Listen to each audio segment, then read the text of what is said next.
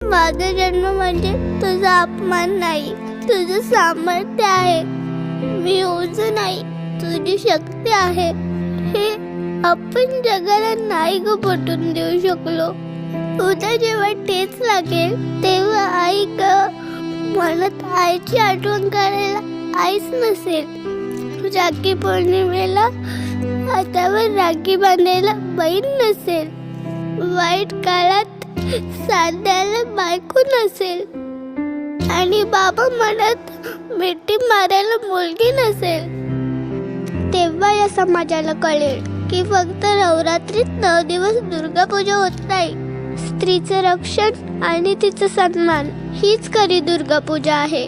आपण बिन काळजाचे आसूर होत गेलो तर आपला विनाश करायला महिषासुरमर्दिनी पुन्हा जन्म घेईल हे नक्की.